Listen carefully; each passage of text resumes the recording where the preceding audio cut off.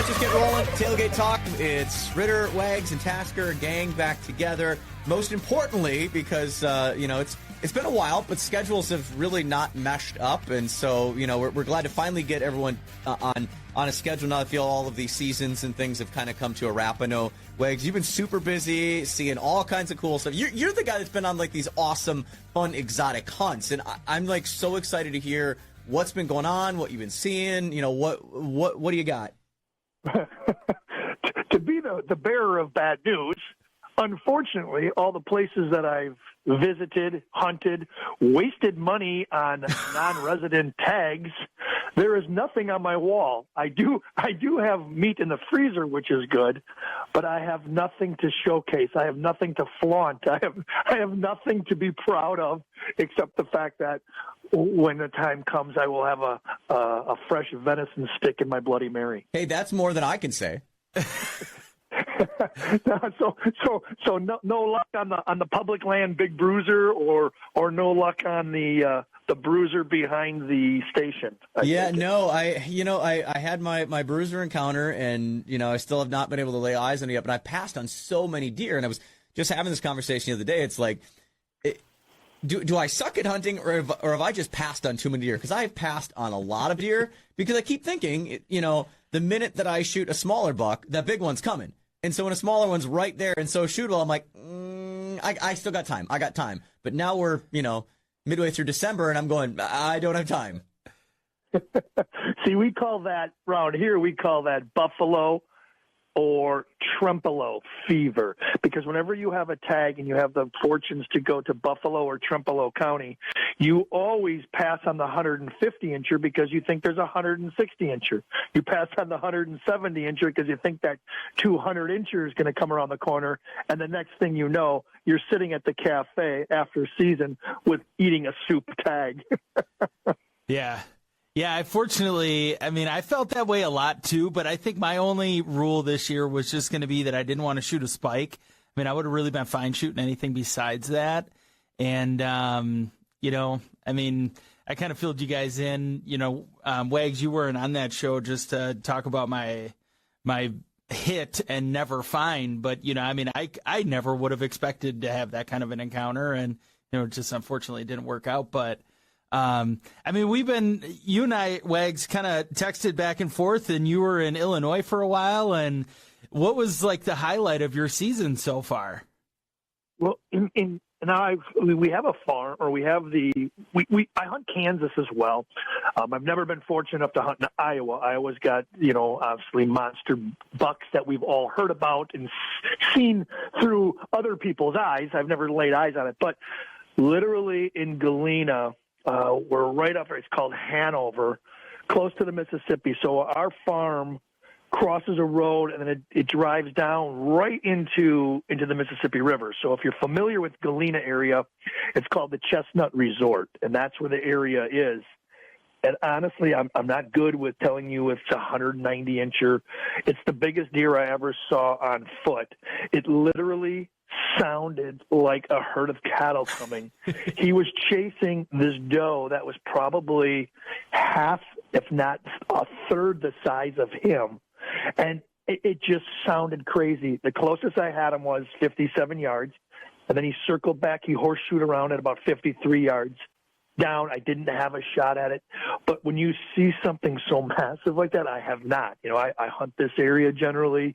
I'm lucky to get 145s, and my biggest one's a 150, and that was 4 or 5 years ago. So the experience of seeing something like that is just crazy, and I almost didn't even pull my bow off because you watch something like that, and just seeing the things that you see in different areas, in different ridges, in different lines, in different funnels, and the way deer are moving. And it was just incredible. So it was just a great experience. I wish I would have had a video camera on it. But, again, my eyes were what it's about. And Ritter, remember we talked about this before.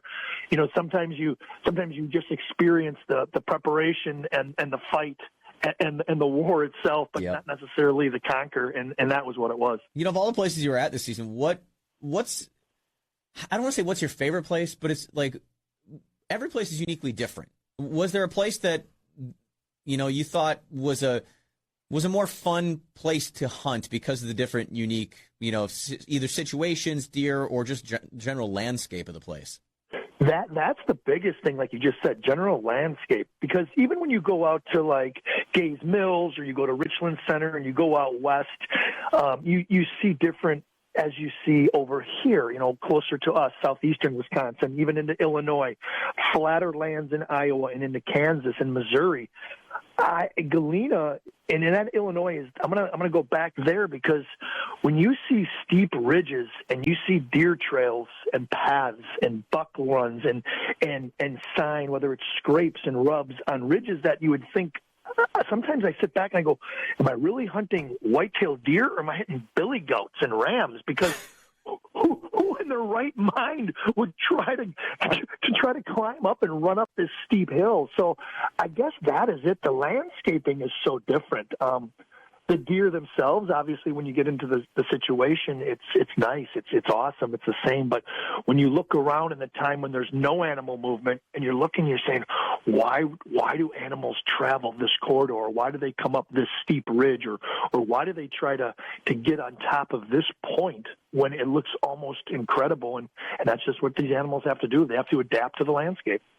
Yeah, I think that's crazy to think about, because you can watch all these hunting shows, you can read all these articles, you can do all this stuff and kind of, try and learn different things about the way that deer behave. But there's nothing better than just sitting in a tree stand and trying to observe from, whether that's 10 yards away, 100 yards away, or if you're over an open field, to just see them from a distance, And that's just the best way that you can figure out the land that you're hunting. And I mean, that's cool for you, because it sounds like you've had a variety of different, I know that your place that you've got here locally, you've got a big open food plot, so you can kind of see some of the pathways and things like that. They probably get worn out. And then just to see all these different areas. I mean, I had the chance, to go out with Ritter, and we just sat on that public land here locally one time. It was such a cool experience just to be able to see something different for a change. And with you kind of going back and forth, I mean, that's a cool way just to go through your season and say, like, okay, well, this is what I know to expect when I hunt here at home. This is what I can expect when I go hunt, in Illinois. And when I'm in Kansas, this is kind of the vibe there. I mean, are you partial to one of those places over any of the others? You bring it up, and as I'm listening to you speak, and as we talk about this, you guys, it comes back to in a different analogy. So when I talk to my buddies at golf, they're members at the same country club, and I shot a 44, I shot a 46. I said, but go somewhere else, and let's see. You played that hole, you played that 18. You play that 18 sometimes twice a week.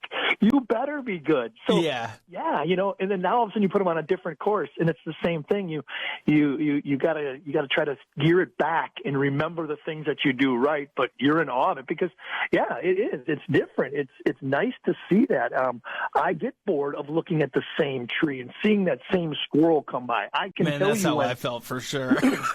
Yeah, you can tell. Like I have a big cedar tree right in front of, or off to the right of one of my my food plots, and every night, when daylight savings came, 4:55, two doves come right into that cedar. It's just like the same thing over and over. Easy solution. That's be a mobile guy. You're hanging hunt, and everything is always different every time. I will say, like, I'm kind of staring at the maps there, that area around Galena. Like, I'm jealous of that. Like, there's so many great ridge points. And, like, I'm looking at the Salivate and, like, man, there is some really cool. I see why you like. There's so much cool stuff to hunt there. I think there's a lot of options of places you can set up in different areas of where they would travel. That had to have been a great experience.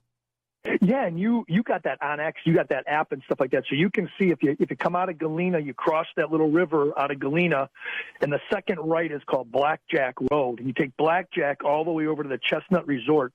You can see that whole farm area between the Chestnut Resort and back into Galena. That's pretty much ours almost. I mean, there's one parcel that was like 572 acres, and you just got to hope you're there. But it's absolutely crazy, especially with the maps and stuff that you can see. Now you can see the topography, you can see the ditches and the gullies and the pinch points and stuff. It's really, really crazy, but it's a different terrain than what we have here. And you talk about watching hunting shows. Every time you turn on a channel, whether it's the Lukoskis, whether it's the Drurys, they're always shooting on flat. You don't know what comes up to that food plot, but all the hunting takes place on general food plots and cornfields.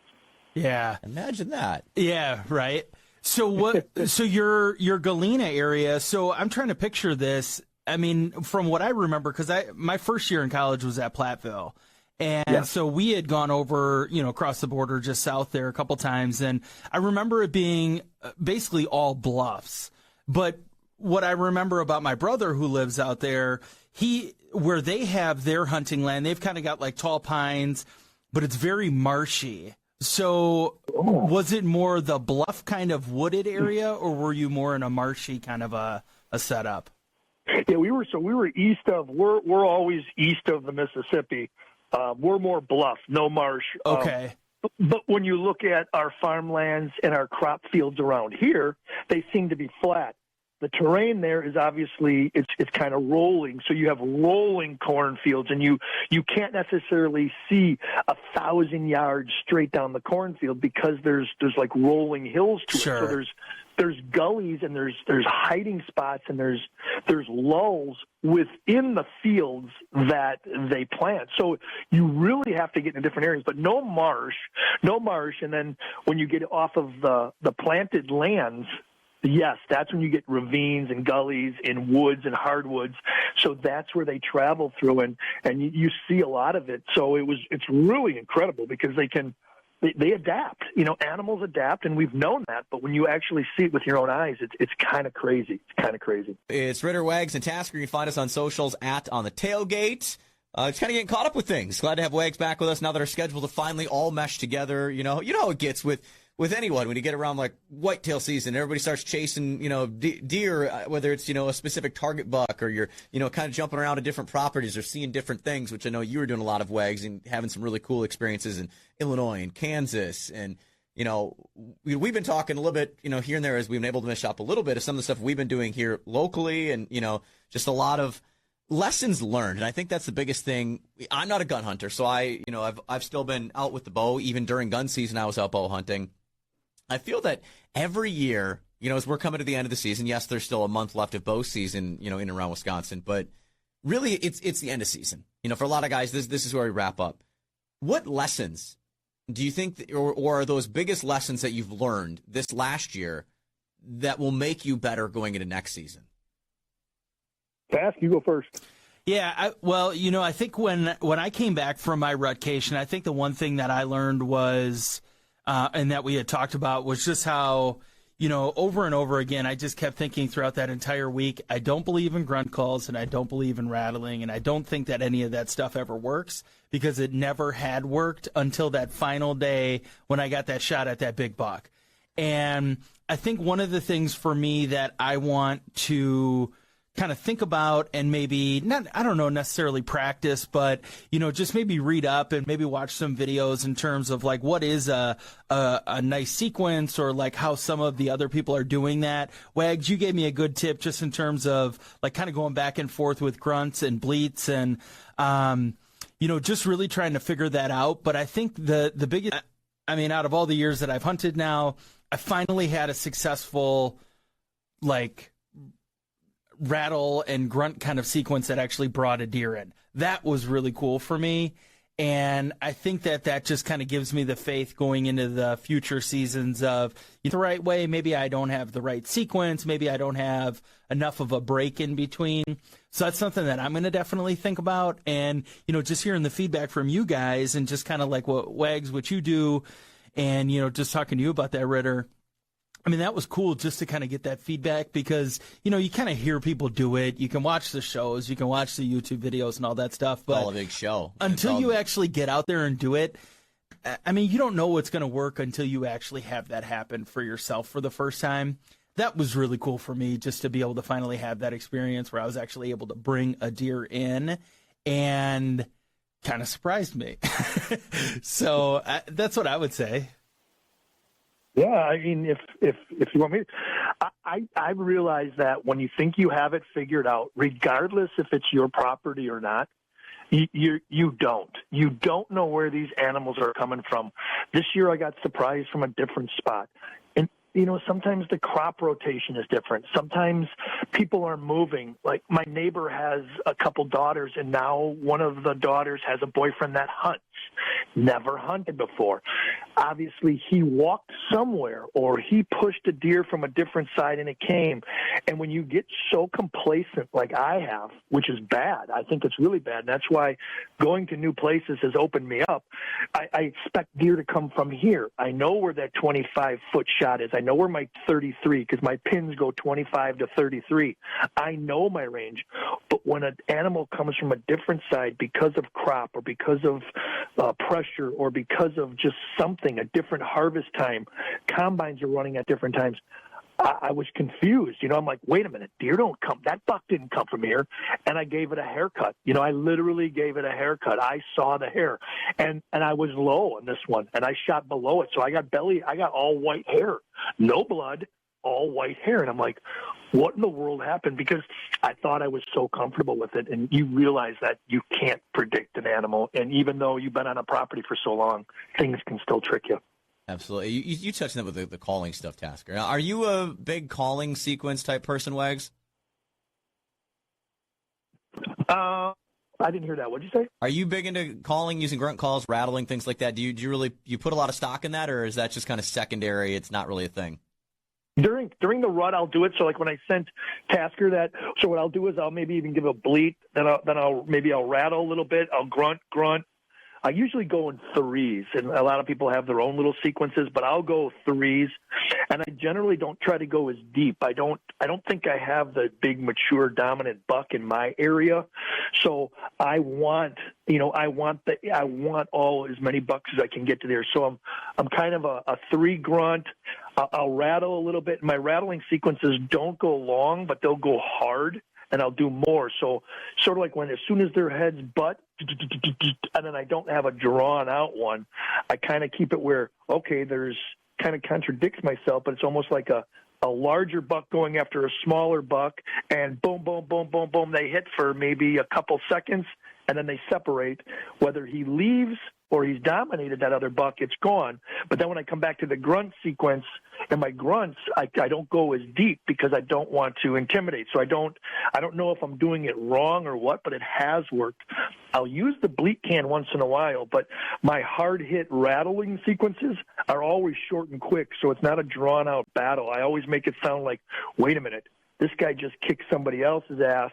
Now I'm ready to go. So then I'll wait, and then I'll go a little quick, a hard-hit rattle sequence, rather than that drawn-out one that lasts for maybe 35 to 45, maybe even 50 seconds. Now, you guys are more of the, obviously more whitetail experience than me, but maybe I've just watched too much, hunting public or something. My thought always of rattling, and from experience, like my brother's actually done it before, rattling working better when you're actually on the ground, and so it's less rattle and more, rushing lead, you can make, more of the stomping and make more of this noise stuff that you can't do when you're sitting in a stand. I've never been a big caller, but I did say on the one episode we talked about, my big bruiser, my encounter that I had is if I played back the scenario to myself again, I would have waited and calmed down more and kind of thought through more of what was going on. I would have given a grunt after he started walking away to see if I could spin him back in and get a little bit closer. So that's where definitely that lesson, I'm going to start carrying a grunt call, especially during the rut, for that scenario of getting something that's like on that outside edge. Instead of feeling like you got to force a shot, which you should never do, that, you can have that in your back pocket to, well, maybe I can try this and get him closer so I'm not forcing it. I'm going to kind of look at using a light grunt at, a buck like that as my forcing it. That's kind of my Hail Mary of like, okay, well, you're going to walk away anyway. Let's try this, see if I can get you back in. If Worst not, case. Right. I'm not it out just anything. keeps walking. Yeah. Yeah. Oh, so you don't use any calls at all? No. When you go to your public land, you find a spot, you look at sign and you determine where you want to set up, whether it's on the ground or elevated. You find that spot and you just. I'm working on sign. Yeah, I'm strictly working on sign and working on travel routes, which, as we played through my rutcation week, how it went, I slowly, now the Tasker, kind of shown more, I slowly worked into an area and I kept working a little farther and working around, following sign, following an area until I found that main travel corridor that they were in, which is, the farthest point I got in. And that's right away that day when I encountered, the big one that came through. I mean, I saw so many deer in there. And I've been back in that same area a few more times, and every time I've been there have been my biggest and best encounters. I mean, the last time I was out, I was in that same tree. I think we talked about it last week that I saw the big beast on back in early November. I mean, I saw more deer on that last time I was out sitting in literally the exact same tree than I had any other time I'd been out all year. So, I've definitely found an area where they are a lot, and that's kind of my theory. I just want to get around deer. I want to be in the area where the deer are working through, and I know they're kind of mingling and having the chance that I'll come in contact with a deer I'm looking for because I'm around deer where they want to be. Versus trying to draw them to me, I'm sneaking into where they already are. Right. I get it. I mean, I get it. Yep, I see. I mean, not saying it's a right or wrong. And that's what I'm saying. You guys have got far more experience with it. That's just kind of my take on how I go about the process from, my earlier days and just from, like my brother who's done a little more whitetail hunting, and he's done some of that walking around and calling and having, bucks chasing in from all over the place. A lot of that mainly be out in the western part of the state, but knowing that it can work in that scenario, and I'm adjusting things a little bit differently for the scenario that how I'm hunting in that day. Yeah, I think I agree with that, though, because I kind of feel like I've always been of that same mindset where, I've talked a little bit now about just, some of the different things that I've implemented this year and, just with rattling and calling and some of that stuff. I've kind of always just got this one area that I know where deer are moving through. So because I've always had that mindset of I don't think that the calls work, I've always been a pretty quiet hunter myself.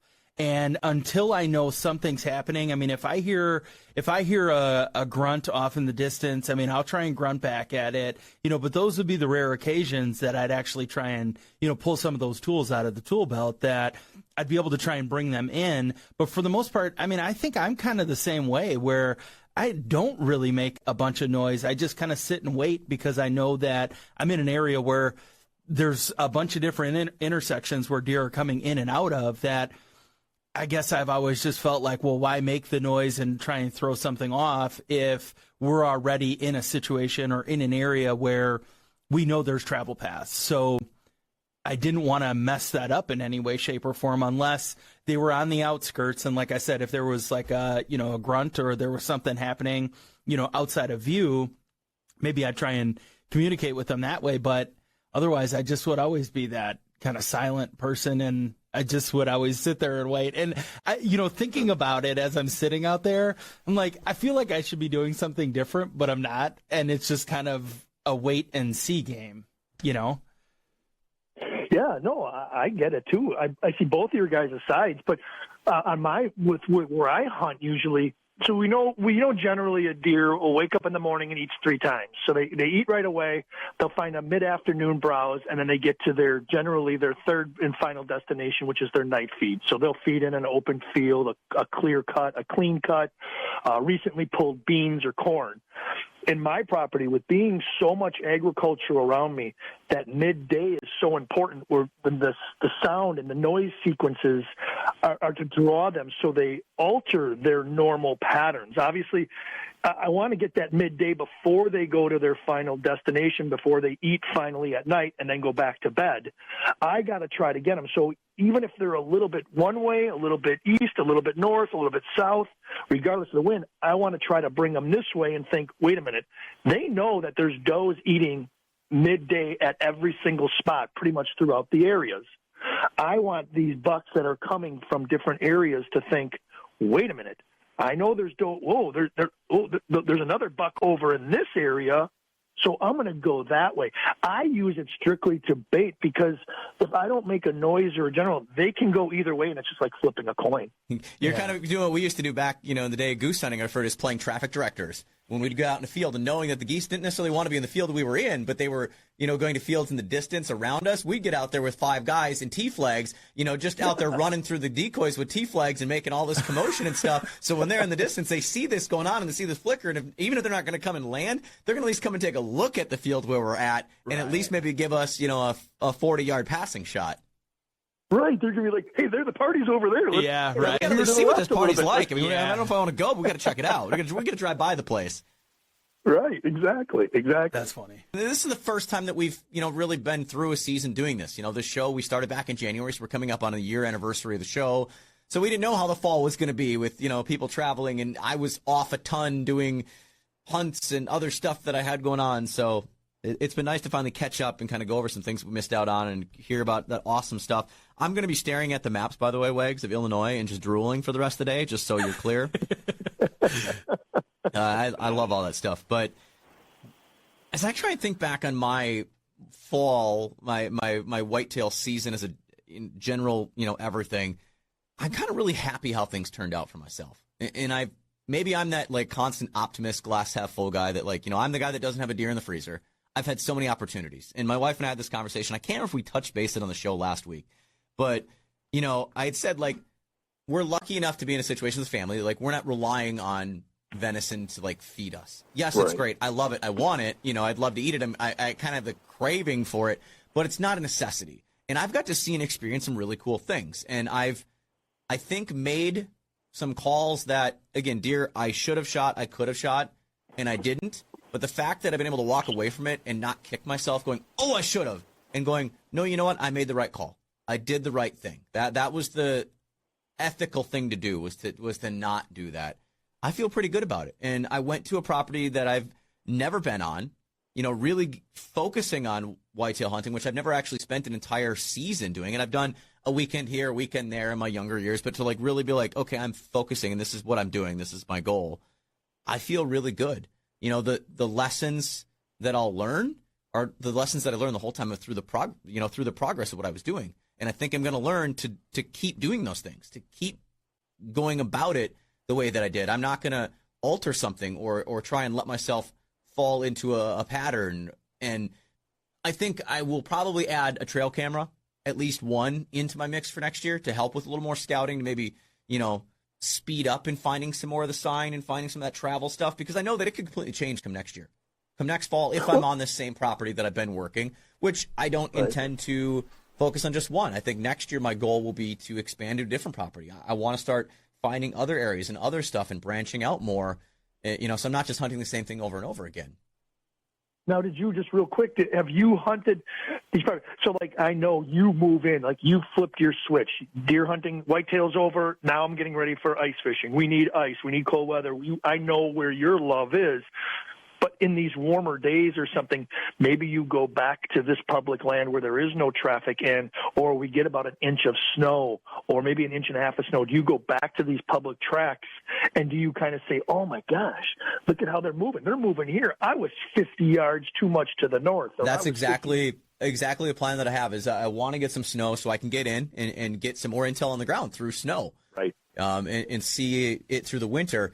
I do still kind of have one Hail Mary hunt that's still in my back pocket that I'm going to pull out, that if that big one that I encountered is still around and wasn't, didn't move off the area and get taken in a gun season, I think I know where he is.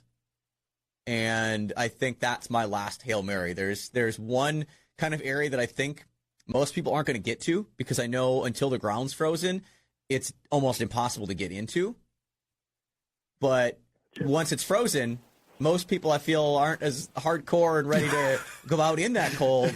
I'm willing to throw that Hail Mary for a hunt. I will get hypothermic for one hunt to have a chance at that big buck. If nothing else, to at least lay eyes on this thing again, because after seeing pictures, and I'm still bummed that I didn't ask the guy when we were talking to the parking lot to send me the pictures of this deer. It literally is, Wags, you're talking about the one that you saw in Illinois. That's it to me. It is the biggest deer I've ever seen in my entire life. And it was great to see a couple still photos of this deer again, to again prove to myself, I know, I'm not the person that sees a little 8-pointer is oh my God, it's 200 inches. You know what I mean? I've seen enough deer in my life being around deer and in our taxidermy shops and, my dad and I processing deer throughout my life, I've seen some huge deer. I know how big this deer was. And now to see pictures to go, yeah, I on the fly, on the ground, like that deer was every bit as big. I miscounted the tines. It's a 9 point, not a 10, but it was still a very beautiful deer. And I want to get my own picture of it just to have it, to be like, damn, I still can't believe that thing was, within 50 yards of me. That was just absolutely amazing. Well, that's why you got to get the trail cameras out there. And that's what I'm hoping. I'm hoping he's still around. So yeah, I want to try and get a picture of that. So that's why I say a trail camera. I definitely have to add that to the arsenal to use. And then if nothing else, it might not even be a setup and let it sit for months on end. To be able to use it in that week scenario where I take the week off and, I kind of can hunt into an area, set the cam up day one, get some pictures off of it, as I'm working my way, out every day. See, and maybe if I pick up the camera and move it somewhere else, during that week to kind of just help me hone in on where all that movement is taking place to get me into it quicker. So I'm not on day 6 and I finally found where they're all coming through and where they're really working versus maybe I'll be able to get to that spot by day 3 next year. So Wags, you've got trail cameras out. Do you leave them out all year round, or when are you pulling your cameras? I will leave them out. And I do not leave them out year round. I will pull them out on my property. The season ends a little bit earlier, but then I'll move to Metro. So January. So we got hunting. Well, by us in Germantown. So you can hunt in Germantown until I believe January 31st. Yep, correct. Usually it's that. So I will pull mine when my season's over. I don't do the reconnaissance right now, only because I don't want to know what's still there or what's around. My property is so it's movable. It's so many moving parts that I don't want to get myself, I should have sat out that day because I could have got that big one or something like that. I will reset, come when we start trimming, when I get food plots in and stuff like that, and kind of see what I can draw there.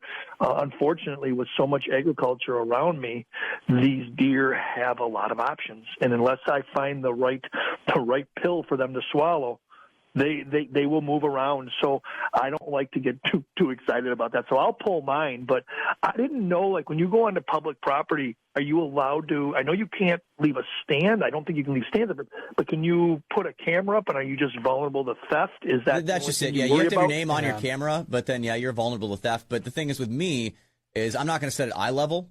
Any cams that I have, being a guy that travels with sticks and stand, I'll go out with 2 sticks, put my sticks on, and put it a little bit up in the tree, pointed down, and then I pull my sticks. And if you've got sticks with you and you want to try and climb and get to it, I mean, then that's okay. Good luck. At least you had to work for it. I mean, that's kind of my take on it. I feel like most people in general are good people, and if you see a camera, you're not going to screw around with it. Yeah. Or you get the cell camera. So then there you go. If you want to take it, I've got your picture taking my camera. Right. I like those. So what we did when I didn't know where we were going, we go to different spots. I don't know. Again, I'm not promoting anything, but that Walmart has these Tascos. Now they don't give you a great picture, but it's like $25. It's $25, and I can throw them out there. And matter of fact, I actually left 1 or 2 of them down in Illinois, but that's okay. Don't get me wrong, $50 is $50, but I'm not spending. I'm not buying a $199 Cuddyback or a $250. I'm not doing that. I'm putting simple cards in there. I'm not getting photos that I want to put on Instagram or to show people or to say, hey, you guys should have seen this.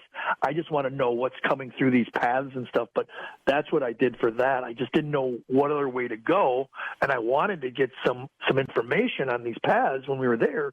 So I just bought the cheaper cameras, and if you did forget them or you don't know who's coming through, this property is at one point of it does butt up to public land. And we did get off the property because in Illinois you cannot bow hunt the same time you gun hunt.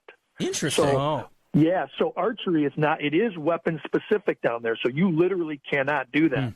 So then it goes to a 5-game. Their seasons are weird. It's like 4-day weekend, then there's archery, and then like December 2nd to December 5th is firearm again, and it's weird. So there's a lot of traffic around there, and they just had warned that sometimes the public hunters stray onto private land at times, and sometimes you want to be careful.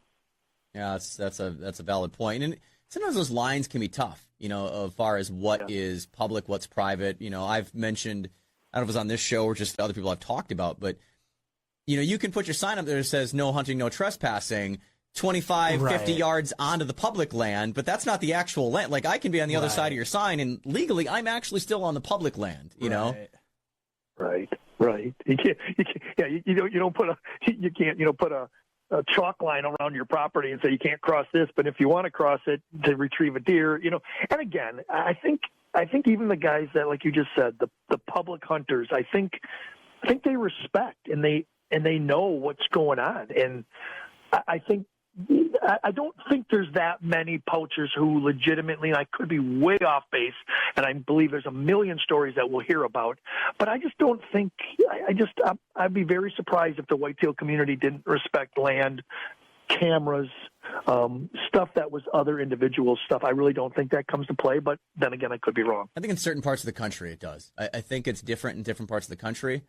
I'd like to think that in the Midwest we're, Midwest nice, as we say.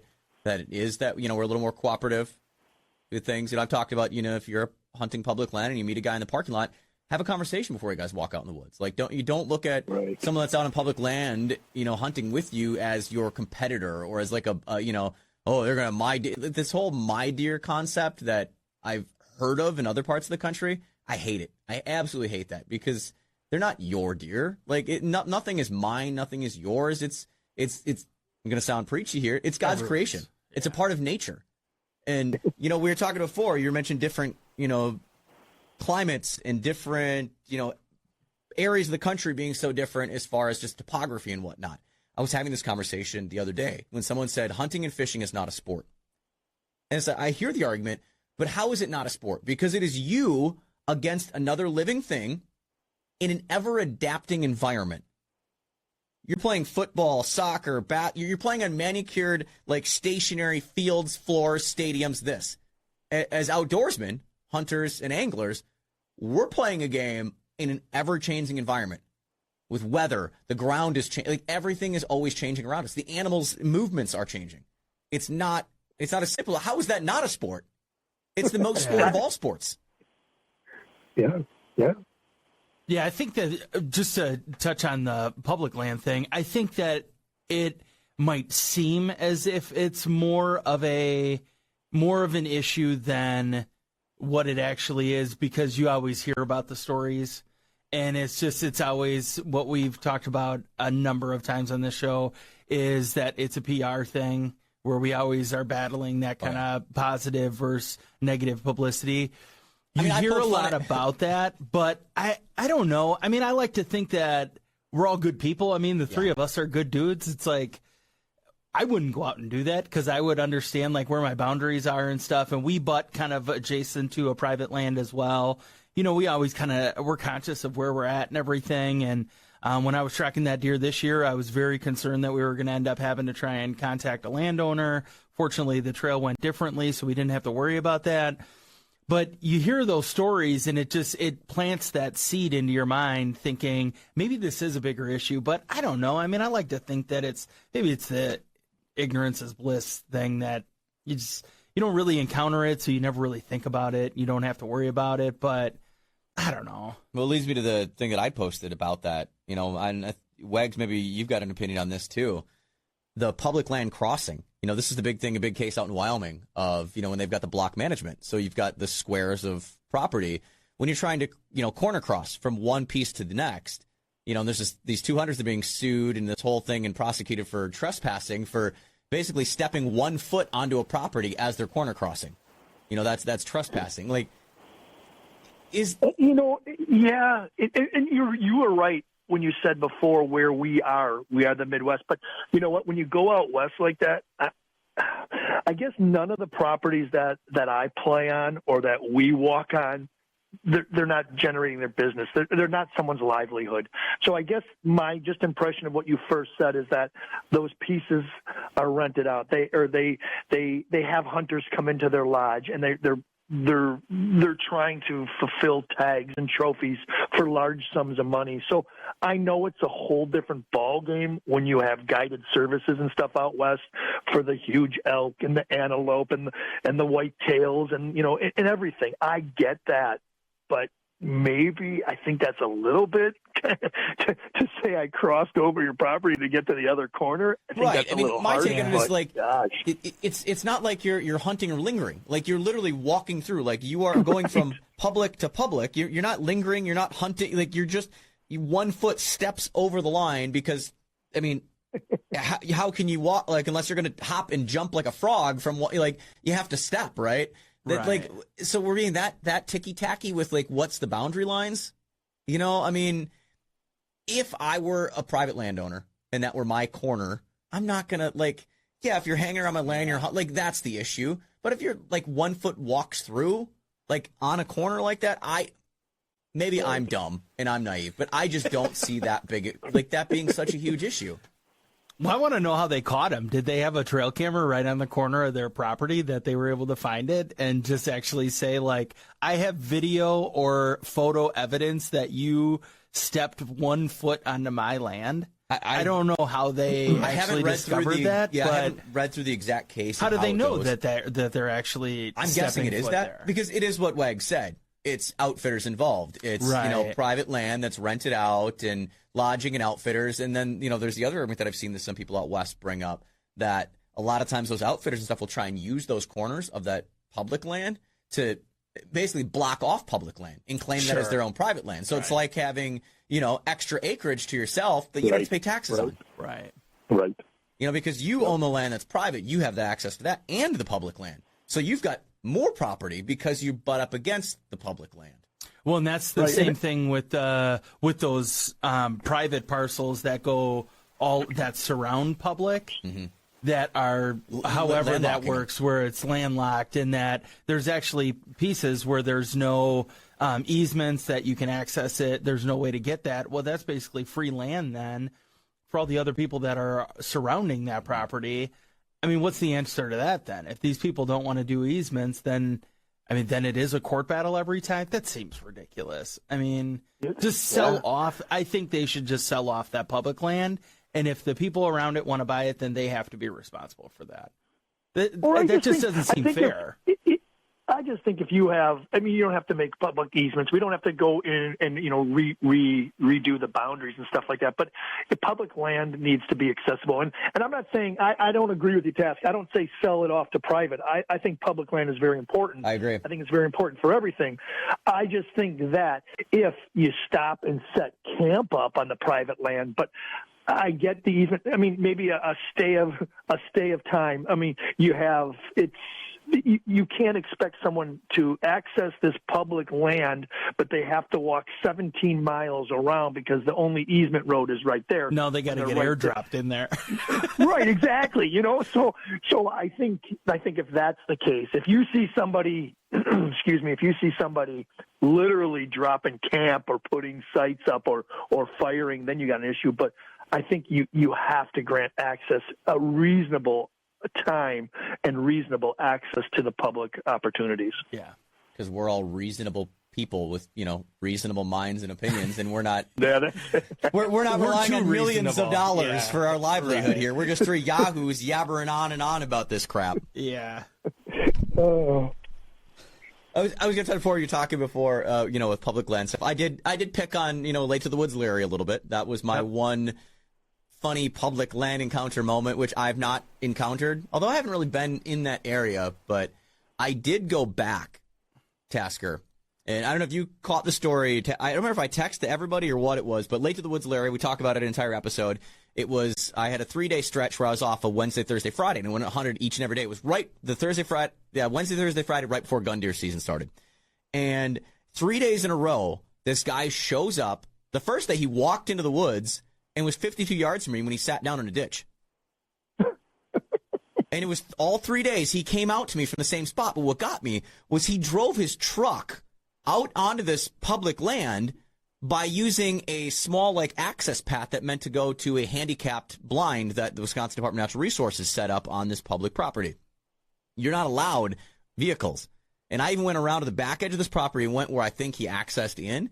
There's multiple signs that say no vehicle traffic, no vehicles beyond this. There's multiple points.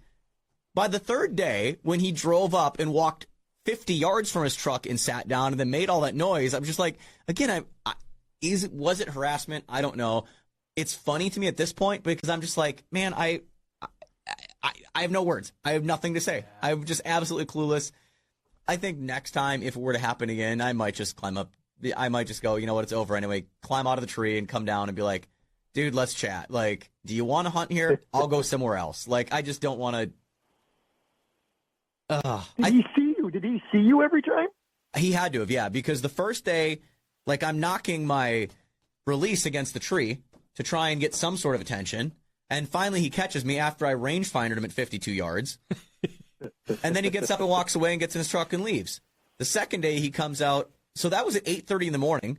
The second day when he came out, it was about 7:10. And he was walking out, and he must have been looking for me because I could see he was walking and suddenly caught one point, and he stopped, and he turned and veered off a different way. So he must have seen me the second day. The third day when he came back, it was 7 o'clock, so he's 10 minutes earlier. Again, still way past shooting light. And doesn't even, like I said, only walks 50 yards from his truck. But, I mean, he obviously could have seen me. If I would have arrowed a deer, it probably would have ran right past where he was sitting. And he was making a bunch of noise. And then, walked back to his truck, made a bunch more noise, and then left after 35 minutes. It was absolutely the weirdest, most unexplainable thing I've ever encountered while out in the woods. Well, it's not like it's just like a 50-acre parcel either. No, this is a very large piece of public property. Like there's a lot of acreage here. It's really, really big. Yeah. Well, there goes my theory of respectful, good hunting people in the Midwest. Or your camo just works that well that you can't be seen out there. I'm that high up in a tree. I was that high in a tree. Is not, and maybe that's it. I have not of the guys that I've encountered. Of what I've only encountered, 3 people on this property while I've been out there.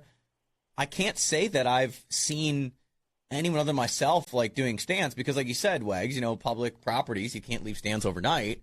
And I'm in and out. I mean, you've got the climber Tasker that you've come in and out, but I'm in and out every day, going up, taking them down, and moving to different trees as I'm following the sign and working into areas. I like hunting that way. I really, really do like hunting that way. I've got my system dialed of, I'm one way up, one way down. Everything goes up with me and goes up as I go up, and as I come down, everything comes down with me. And I find it super easy, and the fact that I can now literally go anywhere and hunt and get up in a tree. Yeah, it makes it easy. The only difference next year, I think I would like to change to a saddle just to cut a little more weight even, going from carrying the tree stand. And, then I can 360, I can move around a tree a little bit better in the saddle. But, my stand is comfortable. I love it. The seat is super comfy and warm. I've noticed when I get up off the seat, my ass gets cold. That's funny. I think next year I'm going to go. I'm not going saddle obviously because I'm too big, but I think I am going to do a climber. When you go to different parts, you realize that you don't have the time. I don't have the time to literally sit down and all of a sudden you see something or you find a bigger rub or a bigger scrape or a fresher scrape or something. I would love to be able to uncrank my bow hanger, uncrank that, and just boop, boop, boop, boop, come back down and find the next tree, whether it's 40 yards away or it's 100 yards away. I'd love to have the opportunity to be in different areas, not necessarily my property, but different areas that I've been hunting lately and be able to move. I like to be I like that. Yeah, and from the base of the tree to, set up and sitting, I'm 15 minutes. Yeah, I would say that I'm probably somewhere 10 to 15 minutes. I mean, I'm so comfortable in mine that I'm really comfortable climbing with it. And 10 to 15 minutes. I mean, 10 maybe on the fast end, but 15 minutes for sure. And it's nice because you can just strap it onto whatever size tree and be able to just get into different situations that you can easily move from one to the other or, hop from, like I'm thinking next year I might actually go from the south side of the road to the north side of the road, maybe kind of alternate back and forth, or 1 week I'm going to sit one spot, 1 week I'm going to sit the other. But it's nice just to be able to do that. Then you don't have to really worry about it. I mean, you can get in and out of there pretty quick. So, but I'm gonna have to look at YouTube, or maybe you ought to have a class. Hey, new to a climber. Come on, take this 3-hour course, and maybe that's something we got to work out. We'll have to put that together somewhere. We'll put together a little class of how to climb with a climber and how to use the hang-on climbing stick situation to hang and hunt and set that up. Maybe we'll have to work on that. It's a great off-season thing to do here. But real quick before we wrap up this week, I wanted to touch on it. Who's going ice fishing? I thought of your crickets. I thought of your crickets. Wags is waiting for the sturgeon run. You are going. I am going, but the one thing I wanted to say before Tasker jumps in and says it, I have noticed, remember last year when we were talking with COVID, lack of product. I have seen now, I've seen stores, multiple stores, different ones, tip-ups are available, ice fishing gear is available. The only thing I'm losing and I'm not seeing is a lot of those 1-gallon propane tanks for your buddy heaters. So, Ritter, if you see them, and I know you do a lot of ice fishing, you might want to grab your 1-gallon tanks because I know those are hard to find. But other than that, I was very surprised and very happy to see a surplus of at least equipment to use. Yeah, it's still early. I know that's when we had our buddy John Resnack, Climb Pro Tackle, on with us and was talking about that of, buy the stuff now if you're looking for ice fish, go buy it now. Don't wait till mid-season to try and buy it because there will be shortages then. The one thing that companies Clam, I know specifically they did, all their product went directly to retailer. So you can't go to the Clam website and buy anything. They, because of that, to, remedy, they strictly sent everything to retail. So that's the only place that you're going to get some of these product is in store. So that would be the caution I'd give of all product. Don't think that you can order from manufacturers' websites. In store might be the only way to get it this year, and that's how the stores do have product, unlike they did last year. Good. But thanks for the tip on the 1-pound propane tanks because I have done the 5-pound tank and hook up with a hose. But if I don't have to take a giant 5-pound, the 20-pound, the big tank out, I'd rather not. I like to cut the weight and take the sled out and carry a couple of the 1-pounders and call it a day. So. Yeah, and there's something there's an adapter on Amazon, so you can buy your 20-gallon tank and go get it refilled at Walmart or whatever for $17. You chill your little 1-gallon, or you put this adapter on, and you can literally refill these 1 gallons.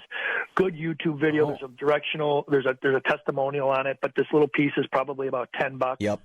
And they bought it, and it works good, so that way you're not searching. As long as you don't discard your 1-gallon tanks. If you save a few of them, you could easily refill them with this adapter. So hopefully there's options, but hopefully this new adapter works better. Back in the day, it was quite a few years ago, I did have one of those, kind of when they first broke onto the market, and they worked okay. It almost seemed like the tanks would only half fill.